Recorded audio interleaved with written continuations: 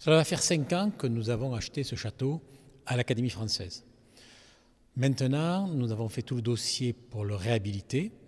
Nous sommes dans la phase où les travaux vont commencer. Nous avons d'ailleurs le 29 mai un comité de pilotage avec l'État, la région, la métropole, pour pouvoir lancer les travaux. L'appel d'offres est bouclé et la première tranche va commencer au mois de septembre.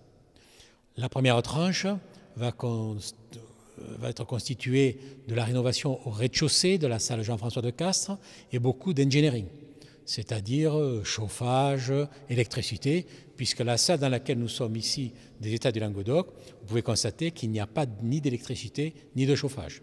Et puis la mise aux normes PMR avec pose d'un ascenseur. La deuxième tranche verra la rénovation de la salle des États du Languedoc, de la salle à manger, de l'escalier d'honneur.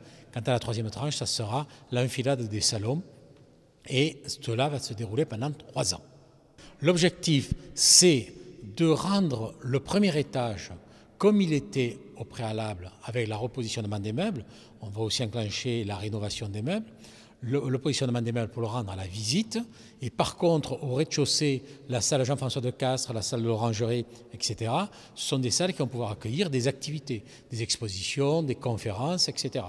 Le château de Castries est une pièce maîtresse de la métropole de Montpellier Méditerranée Métropole. Elle fait partie des visites prévues par l'Office de tourisme métropolitain et on pourra recevoir à ce moment-là des bus ou autres pour pouvoir faire visiter le château et on pourra aussi le louer pour certaines entreprises ou autres qui voudront faire des opérations de prestige. On en a une d'ailleurs au mois de mai ici, mais dans le parc pour le moment. Le château se rouvre au public parce que si le château était parti à un investisseur privé, et il y en avait, ça aurait été un lieu fermé auquel on n'aurait plus eu accès.